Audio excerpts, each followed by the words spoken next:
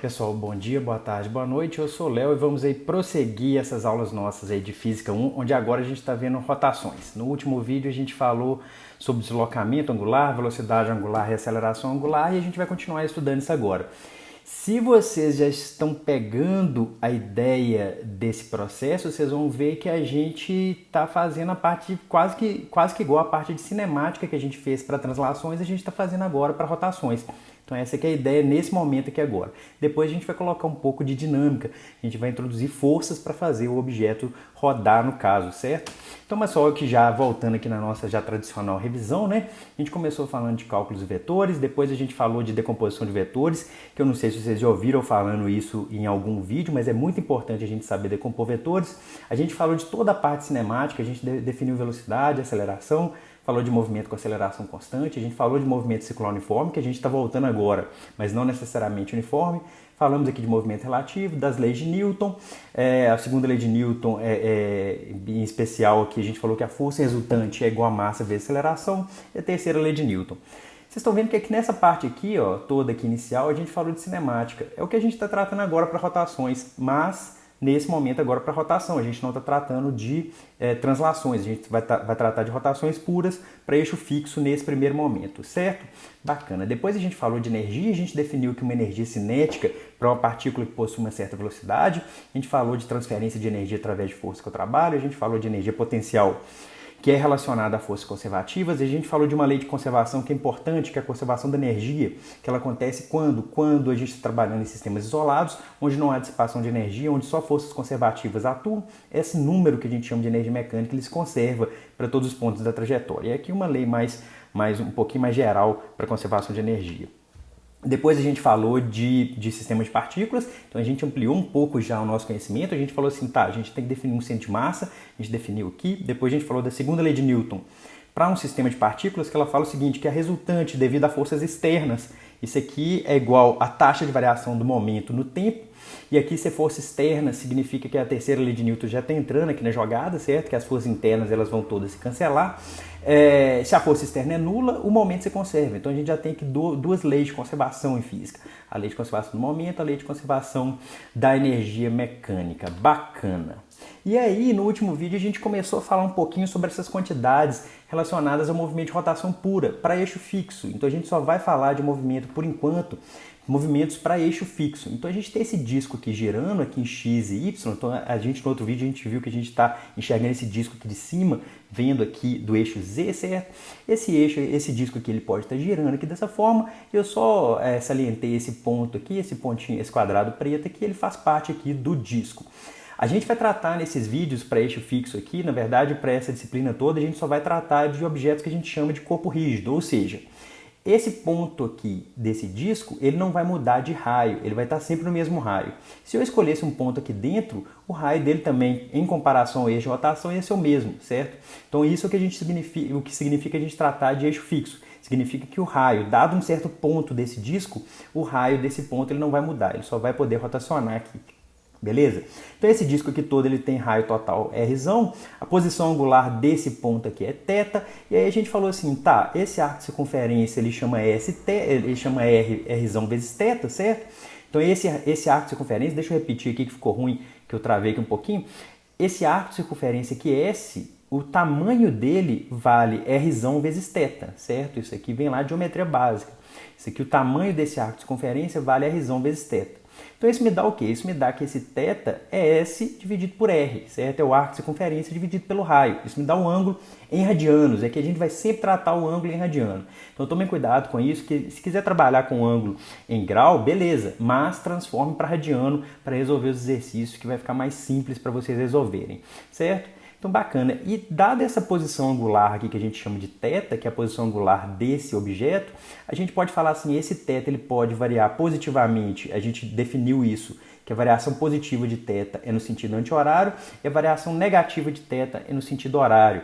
Bacana. E esse objeto que ele pode circular nesse disco aqui com uma certa velocidade angular. Velocidade angular a gente definiu como sendo a taxa de variação da posição angular no tempo.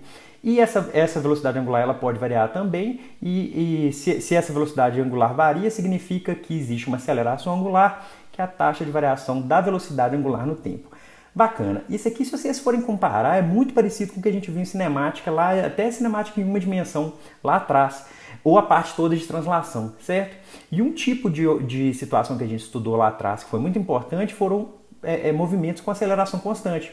E a gente pode ter aqui, nesse caso, um movimento com aceleração angular constante? Sim ou não? Responde agora.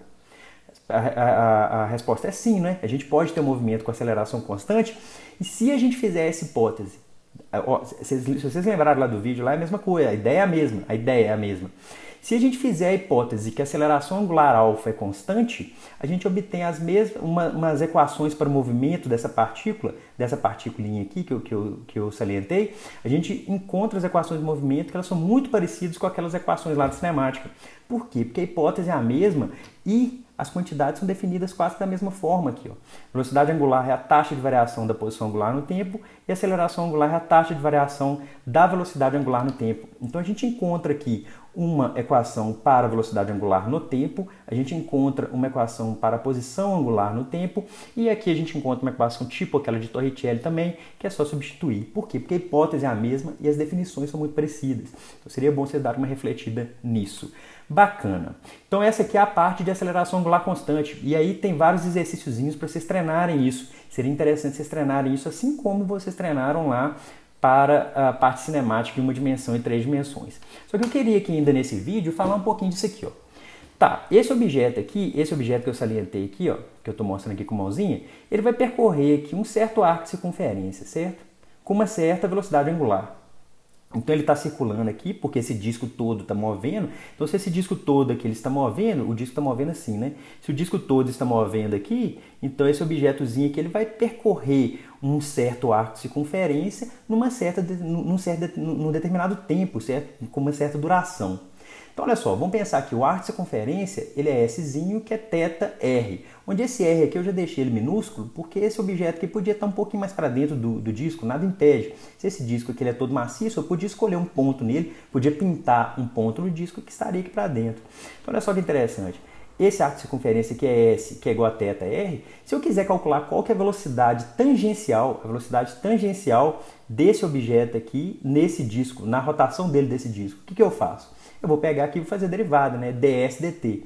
Só que para um corpo rígido, isso vale para corpos rígidos, que é o caso que a gente vai tratar nessa disciplina, esse Rzinho é constante. Se esse Rzinho é constante, ele sai da derivada, então ia ficar dθ dt, certo? Faça essa continha. Eu nem fiz ela aqui não foi por preguiça não, que eu queria que vocês fizessem. Substitui esse S aqui e faz essa derivada, assumindo que o Rzinho é constante, que é o caso de corpo rígido. O Rzinho vai sair da derivada e ia ficar dθ dt. Então a velocidade tangencial ela é justamente ômega vezes R, certo? Então olha só, a velocidade tangencial desse objeto aqui que eu estou mostrando aqui vai ser ômega vezes R. Quanto maior o R, maior vai ser a velocidade tangencial desse objeto que está girando junto com esse disco, certo? Isso aqui é interessante, depois eu vou mostrar uma animaçãozinha para vocês entenderem isso melhor. Aceleração tangencial, vou fazer a mesma coisa, eu vou pegar aceleração tangencial, e aqui seria interessante vocês notarem a diferença do que a gente estudou lá para o movimento circular uniforme. No caso do movimento circular uniforme, eu só tenho aceleração centrípeta.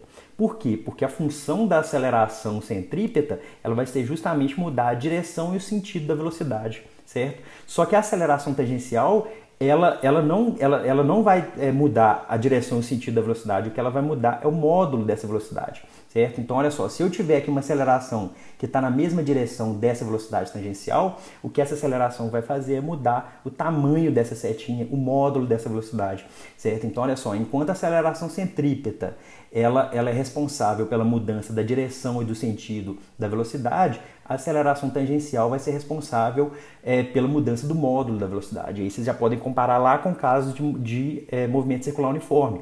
A aceleração tangencial lá era zero. Por quê? Porque o módulo da velocidade é constante. Então, olha só, a aceleração tangencial, o que eu estou chamando aqui de AT, isso aqui é a derivada dessa velocidade tangencial no tempo.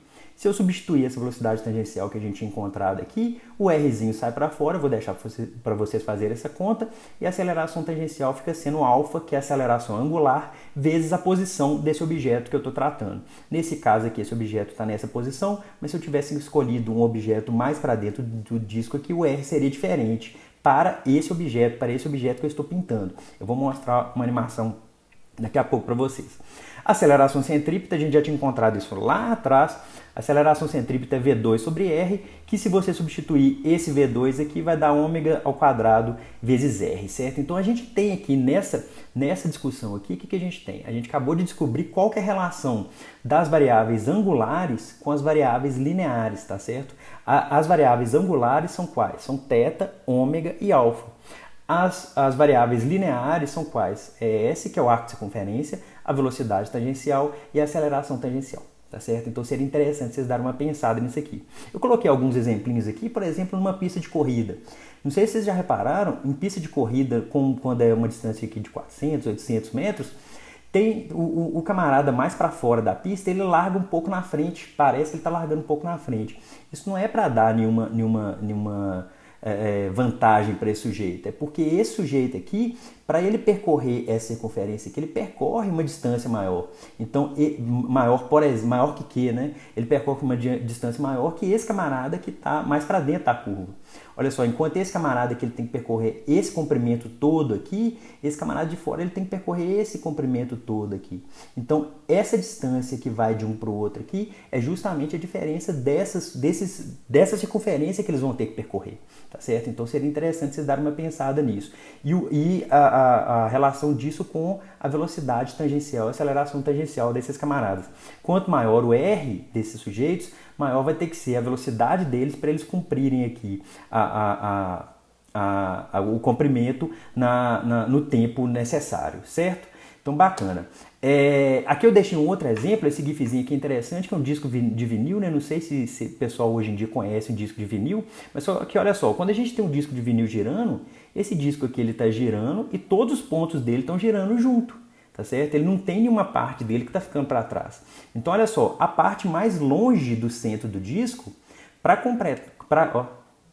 completar, ficou feio isso aí, professor. Para completar uma volta, ela tem que percorrer 2π vezes R. Só que o R, quando a agulha está nesse ponto aqui, para o disco, né? No caso do disco, se a gente está analisando o disco, se eu tiver um ponto mais afastado do centro do disco, a distância dele do centro do disco vai ser maior que, por exemplo, um ponto que está aqui no meio, tá certo? Então, olha só, esse ponto que está mais distante do disco, ele vai ter que percorrer uma distância muito maior do que o ponto que está mais para dentro aqui do disco. Então, isso aqui é interessante para a gente pensar nessa questão do corpo rígido.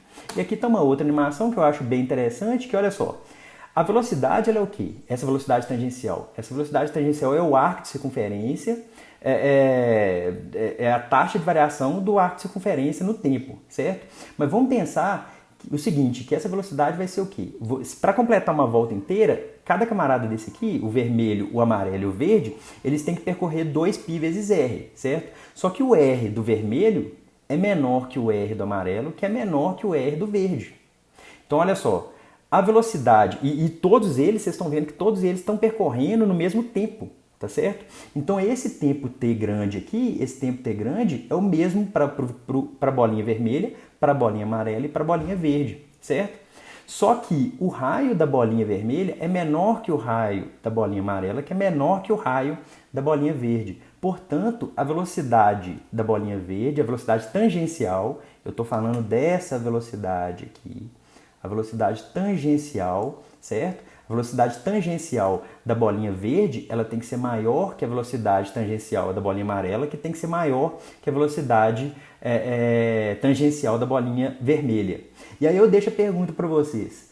Para essas três bolinhas aqui, a velocidade angular delas, a velocidade angular dessas bolinhas, ela da bolinha verde com relação à bolinha vermelha, por exemplo. A velocidade angular da bolinha verde é maior, menor ou igual à da bolinha vermelha? A velocidade angular.